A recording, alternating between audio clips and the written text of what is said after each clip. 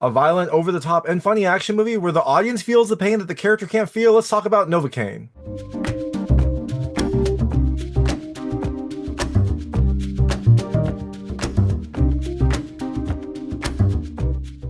Hey everyone, it's David Stark from Watcher Pass. I'm here to talk about Novocaine, which is coming to theaters on March 14th, 2025. It is a new, like, irreverent, ridiculous action comedy that has an interesting premise, but it is a lot of fun. My hot take is I definitely think you should watch it. It is an enjoyable, high-octane action thriller with a great cast, an over-the-top protagonist, gruesome effects, and plenty of humor. I actually really enjoyed this movie. It was a nice blend of like comedy and action and just like really grotesque, gruesome special effects. So if that sounds interesting to you, if that sounds like something you want to watch, I definitely think you should check it out. But all that being said, I'm gonna tell you about the film, a few things I like, a few things I didn't like, and then really quickly go into a recap. So as you can imagine, there will be spoilers in the recap section. If you don't know what happens in this movie, and you might not, there are some big surprises. There's a big twist that happens partway through. I would turn it off when I get to the recap. Before that, though, I'll keep it vague. I'll keep it spoiler free. Let's really get to those spoilers.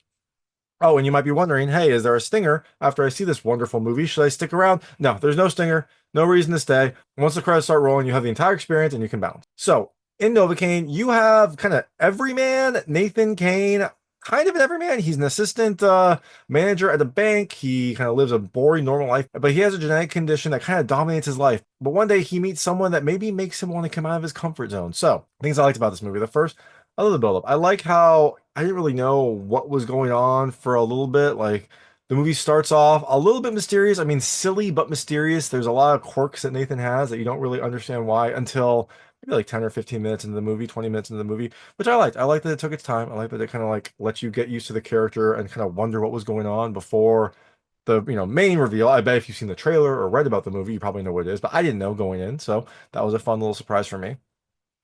Second thing I like the cast and characters. It's a good cast. I really liked Jack Quaid as Nathan. I liked Amber Midthunder as Sherry. Just a really fun overall cast. And they all play like really silly, over-the-top characters. There's a lot of like very kind of like funny personalities in here that kind of help to blunt the tone of a pretty gruesome action movie. So it kind of lets the audience laugh as these horrible things are happening.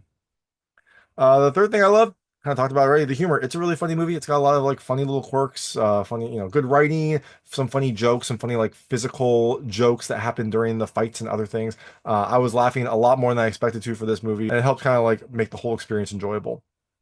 The fourth thing I liked the effects and gore. Really good practical effects, really gruesome effects. If you like horror, you're gonna love this. If you like, you know, bones breaking, blood, things like that. It has all of that, and it looks really, really good. That kind of leads me to the fifth point. I love the action. Really good action, really imaginative fights. Really, they kind of use Nathan's character in interesting ways and mix it up a lot. It's not just the same fight over and over. You have different weapons, you have different things that happen, you have different, imaginative ways for Nathan to kind of like continue on his quest, and I was all about it. And the last thing I love the tone. It's just a fun tone. It's really fun. It's kind of silly at times.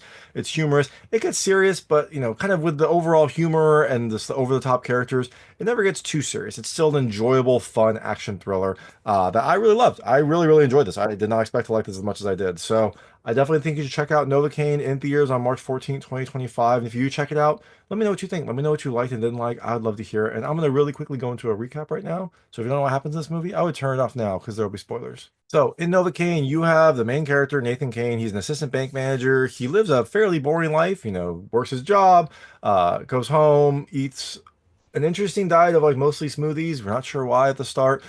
Plays video games with his friend, just kind of like leads a boring, happy life for him. But we find out early on that this is not the result of him just being a boring person. Maybe he is a boring person, but he also has, and this is a big spoiler, but you probably already know it if you watched a trailer. I assume they say it in the trailer. He has a genetic or abnormality that means he can't feel pain. So he has to be very cautious about his life because if something happens, if he like hurts himself in some way, he won't realize it.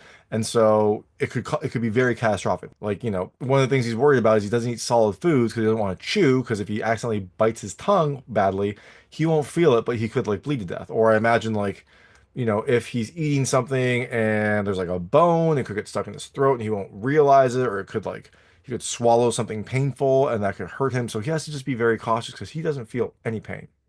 And because of that, he doesn't take many risks. He doesn't like, go out much. He, like you say, doesn't eat solid food. But that all changes when he meets Sherry, who is someone who works at his bank. She's fun. She's, a little bit different, and she takes a liking to Nathan, and they go on a quick date. And at this date, she kind of like gets him out of his comfort zone. Their first date is to like a restaurant where she has some pie, and he's like, "Oh, I can't eat that." And she like convinces him to try it, and it's like the most delicious thing he's ever had because it's solid food. He hasn't had solid food in a while. And they go to a bar. He takes a liking to her. They pretty quickly fall for each other. Nathan thinks he's hit the jackpot. Nathan thinks that everything's going to go great. But the next day, there is a bank robbery. There are three robbers who come in dressed as Santa Claus. They hold up the bank. They're trying to get the code for the bank. They kill the main manager, and then they use Sherry to force Nate, the assistant manager, to give them the bank codes. So the robbers go. They take a bunch of money from the vault. They kidnap Sherry as a hostage. They shoot up the place. They don't shoot the bank anymore. They kill the manager, but they don't shoot anyone else. But they shoot up like the cops who are waiting there and then head out with Sherry as a hostage. So because all the cops are dead, no one is going to pursue them. They have backup coming, but it's going to take like 7 to 8 minutes. But so Nate decides to do something that's very unlike him. He first saves a cop who is bleeding out, and then takes that cop's car and pursues the robbers. So the robbers are in two cars.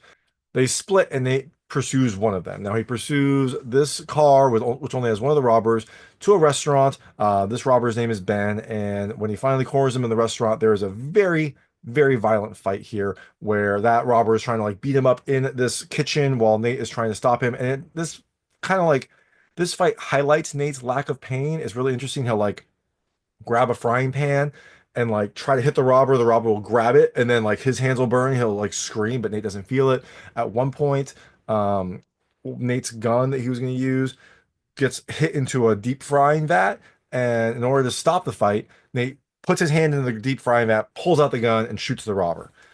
Again, not anything like he's not like a crazy action star. He just doesn't feel pain, so he can do all this stuff and like not actually have it hurt. So he kills this robber, doesn't get much information, but one thing he notices is there's a pretty unique tattoo on the robber. And so he takes a picture of it and then enlists his online friend Roscoe, the person who plays, online games with him, some sort of like fantasy dungeon crawler kind of game that they're playing together. They've never met in real life, but Roscoe's like his only friend, so he enlists him to help him track down the tattoo artist. Now, meanwhile, the police are trying to pursue the robbers and then also this strange person that ran after them. They think that maybe Nate is part of this, maybe Nate is in on the job.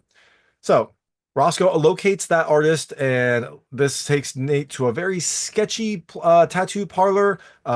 He's trying to get information from this artist. He's trying to nonchalantly ask like what this robber's name is and things like that. And he raises suspicion. So this tattoo artist, who's like a big, beefy guy that seems to also be a Nazi, gets suspicious and tries to fight Nate. And Nate doesn't want to hurt him. It'd be hard for him to. Nate's really skinny. This guy's built. Eventually, as Nate's getting beaten up, he again highlights his lack of pain. The robber's about to attack, the tattoo artist is about to attack him, and Nate takes his hands, punches them into like a pile of broken glass. So there's like glass shards in his hand, like mini Wolverine style, and then he uses that to like gouge at the tattoo artist's eyes, which stops the fight. The tattoo artist thinks he's crazy. Probably, he's not crazy. He just, doesn't feel pain, and then uses the tattoo artist's pain to get the last name of the robber. It's Clark. The robber's name is Ben Clark.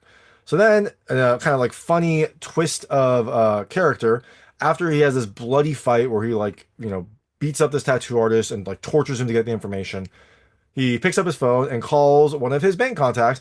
And he's like, "Hey, I have this person who's trying to get a loan. This person named Ben Clark. Can you run a background check on him?" And his like very nonchalant assistant manager voice.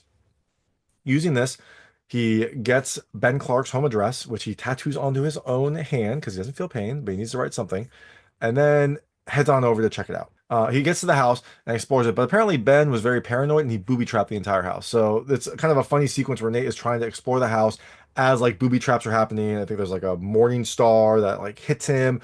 He gets shot in the leg with an arrow. So I guess he was, a bank manager until he took an arrow to the knee, things like that. But again, he doesn't feel pain, so he's mostly okay until he gets roped up in a like rope trap, like an animal trap, and he's hanging upside down in the house. He calls Roscoe again to try to come help him. Roscoe doesn't want to, but Nate's like, "I need you. You're the only person that can help me." So Roscoe jumps on his, he says motorcycle, turns out it's a Vespa, and heads on over. But in the interim, Ben's brother, who I think was named Andre, goes to check on him. He hadn't heard from Ben after the robbery, and so he goes to check on him. He goes to Ben's house, and there he finds Nate hanging upside down. And Ben's brother was, ex-military. He seemed to like no interrogation, so he decides he's going to torture Nate to get the information about Ben. And so there's this funny scene where he's like torturing Nate, like pulling off his fingernails, and it's gruesome. But Nate's like, "Oh, ow, ow, that's so painful." Like he has to act like it's painful because he doesn't actually feel anything. Roscoe eventually gets there. He tries to subdue Andre. He helps him for a little bit, but then Andre gets up and starts fighting them. Eventually, Nate is able to end the fight by like taking his legs. He has an arrow in his knee. He like puts his legs around Andre's face and just like jabs the arrow through his own leg into Andre's face and through the other leg. Again, highlighting Nate's lack of pain. Again, silly, over the top action, but very gruesome and very fun. So after this, they explore Ben's house and find his work location. It's some sort of like auto shop. There's a shirt from the auto shop there. But the cops show up while Nate is doing this, so Roscoe distracts him while Nate goes to the auto shop to try to save Sherry. Now at the auto shop, we find Simon. Simon was the kind of like most hot-headed of the group. He's the one that like shot the manager. He's the one that like, kind of spearheaded all of this. He seems to not care about human life. And Simon has Sherry there. But what we find out earlier is that Sherry and Simon are actually brother and sister. Sherry was in on this the whole time. She was using Nate to get the bank codes, but it turns out that she might have actually then developed feelings for him. Now, when Nate shows up, Simon tells him this, that Sherry was part of the plan, that she used him, and this like causes Nate to like go into a tailspin. Eventually, though, he and Simon fight, and it looks like Simon's gonna get the upper hand, but the cops show up thanks to Roscoe. After they pursued Roscoe, he like told them where Nate was going. The cops show up and they shoot Simon. They secure the scene. Nate gets taken away in an ambulance, but unfortunately, Simon is still alive and pops up, shoots the cops, shoots the paramedics, and steals the ambulance to get away with Nate in it. So Nate wakes up and realizes his predicament. He tries to get out of the stretcher. He's handcuffed in because he's a suspect in this whole thing, but he is eventually able to get out by breaking his own thumb, pulling his hand out, and then like trying to reset his thumb. Again, Nate is very, very hurt at this point, but he's doing what he can. Simon notices the commotion, tries to shoot Nate. Nate eventually uses a defibrillator to take Simon down, to at least knock him out. He uses the defibrillator on himself and then touches Simon, so he's like conducting into Simon. This causes the ambulance to crash. After this, Nate is very hurt, but Simon is still alive. He tries to take out Nate. He beats him up, and eventually he like breaks his arm by like compound fracturing it so the bone is jutting out. It is a gruesome scene, but again, fun, over the top, gruesome scene. Shelly shows up to save Nate. She shoots Simon. Simon runs. She shoots Simon. Simon evades until Shelly's out of ammo, and then he eventually starts beating up Shelly as Nate is like lying there, bloody, kind of unconscious. Nate eventually realizes what's happening. And Nate eventually realizes what's happening, grabs an EpiPen, gives himself some adrenaline, and then goes and fights back with Simon and eventually impales Simon with that jutting piece of bone from his arm, kind of like, I guess weird Wolverine style, killing him and ending this whole thing. But Nate is very injured at this point. He's been cut, bruised, burned, electrocuted, everything. So after all of this, he passes out from his injuries. He wakes up in the hospital in like a full body cast with burns, broken bones, multiple heart attacks, but he's still alive. Now, one of the cops, one of them was shot and killed, but the other one, the female cop, was hurt badly. But Sherry helped her a little bit, took her to the scene, and then caught and then told Roscoe to like take her to a hospital. So this one kind of understands that Nate isn't really involved here. She was able to work out a deal where Nate gets 1 year of house arrest and then 5 years of probation. So he takes the deal. He's after he gets out of the hospital, he's in house arrest. The next thing we see is it's a year later.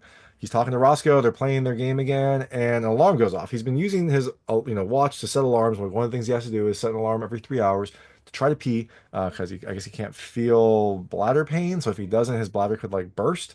So he's been using his alarms throughout, but an alarm goes off, and I guess it's an alarm to signal a year later when he can leave the house.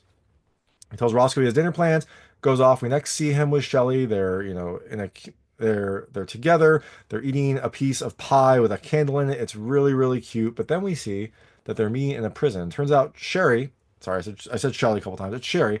Sherry had to do some time for her own participation in the bank robbery. She didn't, get a crazy amount, but she has another 8 months left, which honestly is not that much. She was part of a conspiracy to rob a bank that then caused a lot of people to die. Like, let's see, there was the assistant manager. I think there was at least one cop, maybe two. There were the two paramedics. There was that other cop. He shot another police officer. That is a lot of people that I would assume they would, impute onto Sherry, but maybe she was very helpful, very cooperative. So she didn't get much time. She got a year and 8 months. And so they seem happy. They are having fun. It seems like Nate's going to wait for Sherry and they will live happily ever after. But will they? Because now they can't work in finances anymore. I don't think they can get a job at a bank because they're both, I assume, felons. I assume that what they were charged with is felonies. So we will see what they do, but at least they'll be happy together. And that is Novocaine. Like I said, I really liked it. I thought it was a really fun movie. High energy, high octane, silly, gruesome, everything you want in just like a ridiculous over the top action movie. So check it out. Maybe use it to dull some pain in your life. But if you do, let me know what you think. Let me know what you liked and didn't like. I'd love to hear it. And thanks so much for watching. If you like this review, please like and subscribe to this channel. It helps me out a lot. Make sure all my new content goes straight to you. Thank you.